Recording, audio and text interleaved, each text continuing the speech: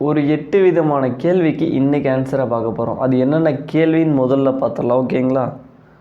First of all வந்து வீட்டு யூஸுக்கு, இப்போ வீட்டில் குழந்தைங்க இருக்காங்க, அது மாதிரி இருக்கும்போது விலை கம்மியாக மாடு வாங்கலாம். எந்த மாதிரி மாடு வாங்கினா நல்லாயிருக்கும்?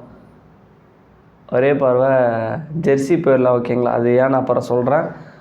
அடுத்த கொஷின் பார்த்தீங்கன்னா, நம்ம இந்த தண்ணி கட்டும் போது பார்த்திங்கன்னா எறும்பு சாப்பீஸ் போட்டிருக்கோம் மாட்டு மேலே. அது மாடு நக்குனா வந்து இன்ஃபெக்ஷன் வரும்னு சொல்லியிருக்காங்க. அதுக்கும் நான் வந்து பதில் சொல்கிறேன். ஓகேங்களா? அடுத்து வந்து மாடு வந்து சம்மர் சீசனில் செனை பிடிக்குமா? அடுத்து வந்து இன்னொரு கேள்வி என்னென்னா, விவசாயத்தோட பொருட்களுக்கு ஒரு நிரந்தர விலை நிர்ணயிக்க வேண்டும் அப்படின்னு ஒருத்தர் கேட்டிருக்காரு. அவர் தருமபுரி மாவட்டம் தான் போல். ஒரு ஸ்டாண்டர்டாக ஒரு ரேட்டு கொடுத்தா ப்ராஃபிட் இருக்கும் அதை வந்து சொல்லியிருக்காரு. ஓகேங்களா? அடுத்து வந்து மிஷின் வச்சு பால் கறந்தால் எப்படி கன்றுக்குட்டிக்கு பால் விடுவீங்க? அது மாதிரி ஒரு கேள்வி. அடுத்து வந்து மாட்டில் வந்து பால் அதிகரிக்க என்ன தீவனம் கொடுக்கணும்?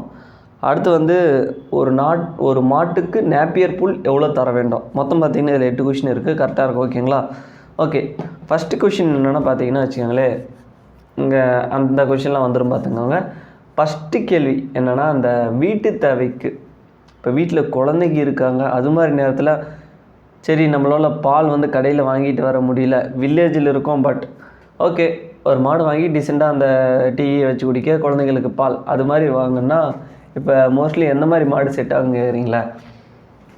அப்புறம் சொல்கிறேன், ஜெர்சி நல்லா இருக்குங்க. எதுக்குப்பா ஜெர்சி சொல்கிறேன்னு கேட்குறீங்களா? ஒன்றும் இல்லை, பாலோட குவாலிட்டி நல்லாயிருக்கும், தரம் நல்லா திக்னஸ்ஸாக இருக்கும், பாலோட தரம் நல்லாயிருக்கும். ஓகேங்களா?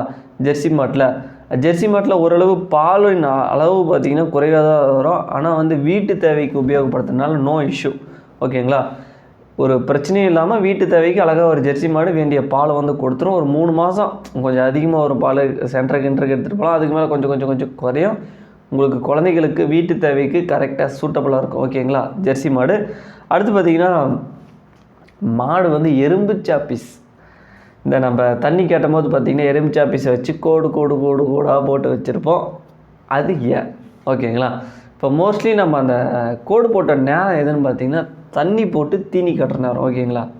இப்போ மோஸ்ட்லி மாடுங்க தண்ணி காட்டும் போதும் சரி, தீனி சாப்பிடு பார்த்திங்களா, அந்த மாதிரி நேரத்தில் வளைச்சி உடம்பை நக்கிட்டு இருக்காது. ஏன்னா நம்ம மாடுங்களை பொறுத்த வரைக்கும் தண்ணிக்கு விட்டுருவோம், சடான எட்டுமே கட்டிடுவோம். நம்மளது 1-2 மாடாக இருந்தால் நீங்கள் சொல்கிற மாதிரி வேணால் தண்ணியை குடிச்சிட்டு தீனி அந்த சாப்பீஸை நக்கிட்டு இருக்கலாம். அதே மாதிரி ஆனால் இங்கே தீனி சாப்பிடும்போது என்ன ஆகுனா, போட்டுன்னு சாப்பிடும்போது என்னென்னா அதை கண்டுக்க மாட்டாங்க.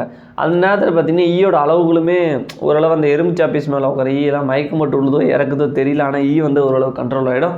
மற்றபடி வந்து பர்சனலாக நம்மளால் கண்ட்ரோல் பண்ண முடியல. நீங்கள் எது நம்ம எத்தை ட்ரை பண்ணிங்கன்னா கமெண்டில் சொல்லிட்டு போங்க. ஓகேங்களா? அது மாதிரி நேரத்தில் பார்த்திங்கன்னா எறும்பு சாப்பீஸ் வந்து ஒரு குறிப்பிட்ட நேரம், கிட்டத்தட்ட ஒரு 1 மணி நேரம், அந்த கால்குலேஷன் பார்த்திங்கன்னா அந்த எறும்பு சாப்பீஸோட பவர். ஓகேங்களா? அது இல்லாமல் அதே விழுந்துடும். மேக்ஸிமம் அதிகபட்சம் அந்த வாலில் அடிக்கும் போது நக்காது மோஸ்ட்லி எனக்கு தெரிஞ்சு. ஆனால் எறும்பு சாப்பீஸ் வந்து டைரெக்டாகவே கீழே விழுந்துடும். அந்த தூள் மாதிரி தானே இருக்குது, அந்த சாப்பிட்றதுக்குள்ளேயே மாடுங்க உடஞ்சிக்கின்னு விழுறதுக்கு வாய்ப்பு இருக்குது. ஓகேங்களா? அடுத்து வந்து சம்மர் சீசனில் மாடு செனை பிடிக்காதா? லேட் ஆகும்னு நினைக்கிறேன் அப்படின்ற மாதிரி சொல்லியிருக்காரு. இப்போ மோஸ்ட்லி சம்மர் சீசனில் மாடு செனை பிடிக்காத காரணம் என்னென்னா, ஊசி போடக்கூடிய நேரம். இப்போ எந்த காலமாக இருந்தாலும் சரி, நம்ம மாலை நேரத்தில் சம்மர் சீசனில் பார்த்திங்கன்னா ஒரு மாலை ஒரு 6 மணிக்கு அந்த மாதிரி போட்டு நைட்டு ஃபுல்லாக கூலிங் நேரத்தில் விட்டுறலாம். இல்லை காலை நேரத்தில் செனை ஊசி போடுறோன்னா செனை ஊசியை போட்டு மாட்டு மேலே நல்லா தண்ணியை ஊற்றி விட்டு நல்லா மரத்துக்கடியில் கட்டின்னு வெயிலே கட்டக்கூடாது. இந்த ப்ரொசீஜர் இருந்தால் எல்லா காலத்துலையும் எல்லா மாடுகளும் எப்பயுமே செனை பிடிக்க தான் செய்யும். ஓகேங்களா? கரெக்டாக இருக்கும். சம்மர் சீசனில் மாடு செனை பிடிக்காமல் இருக்கலாம் வாய்ப்பில்லை. ஒரு சில மாடுகள் செனை பிடிக்காதுன்னு இருக்கக்கூடாதுன்னு இருந்தால் எந்த காலமாக இருந்தானே, மழை காலமாக இருந்தானே, வெயில் காலமாக இருந்தானே, குளிர்காலமாக இருந்தானே செனை பிடிக்காது. ஓகேங்களா? ஏன்னா நம்மக்கிட்ட இருந்திருக்கு சம்மர் சீசனில் இந்த மாடு எஸ்பெஷலி பர்டிகுலர் செனை பிடிக்காது. ஒரு சில நேரத்தில் சம்மர் சீசனில் ஒரு சில மாடுகள் தவறி போகலாம். ஆனால் அதே மாதிரி எல்லா காலகட்டத்திலையும் இருக்காது. ஓகேங்களா? அடுத்து பார்த்திங்கன்னா இன்னொரு கேள்வி என்னென்னா, விவசாயிகள் ஒற்றுமையாக போராட வேண்டும், தமிழ்நாடு அரசாங்கத்திற்கு அழுத்தம் தர வேண்டும், விவசாயத்திற்கு லாபம் வரும்படி சட்டம் இயற்றப்பட வேண்டும். ஓகேங்களா? இது பார்த்திங்கன்னா கிட்டத்தட்ட இது ஒரு முக்கியமான கேள்வி. இருந்தாலும் இதுக்கெல்லாம் எந்த மாதிரி பதில் சொன்னான்னா சிம்பிளி வேஸ்ட். ஏன்னா நம்ம என்ன தான் பேசினாலும் நோ யூஸுங்க. ஏன்னா பல பேர் பலவிதமான கேள்விகள் எழுப்பிட்டு தான் இருக்காங்க. நம்ம ஆளுங்களுக்கு பார்த்தீங்கன்னா அப்படி ஒரு துறை இருக்கிறதுன்னு தெரியல, அது என்ன லெவல் இருக்குதுன்னு தெரியல, அதை டெவலப் பண்ணால் எவ்வளோ வளர்ச்சி ஆகணும்னு தெரியல. கிட்டத்தட்ட அவங்க எதை பிடிச்சிட்டு இருக்காங்கன்னா, அவங்க வேறு இந்த தொழில் மையத்தை நோக்கி போகிறாங்க. ஆனால் அக்ரிகல்ச்சர்லேருந்து எல்லாம் வெளியே வரும்போது இப்போ எப்படி நான் வந்திருக்கேன் பார்த்தீங்களா, அது மாதிரி வர வர வர என்ன ஆகுனா அக்ரிகல்ச்சர் செய்கிறதுக்கு ஆள் இல்லாமல் போயிடும். அந்த மாதிரி போகும்போது என்னன்னா விவசாயத்தோட பொருளோட ரேட் வந்து டிமாண்ட் ஆகும். அந்த மாதிரி நேரத்தில் நான் போய் தோட்டம் இருக்குது வயல் இருக்குது அது இன்னும் ஆகாது. அந்த மாதிரி நேரத்தில் நம்ம வந்து பொருளை உற்பத்தி செஞ்சுக்கலாம். ஆனால் ஒரு காலத்தில் விலை கொடுத்து வாங்குற நிலமை வந்துச்சுன்னா இன்னொரு 5 வருஷம் 10 வருஷம் கழிச்சு பொருட்களோட விலை ஏறும். அன்றைக்கே வந்து நாம் ஓகேங்களா. அதனால வந்து நம்ம ஒன்றும் பண்ண முடியாது. அடுத்து வந்து பார்த்திங்கன்னா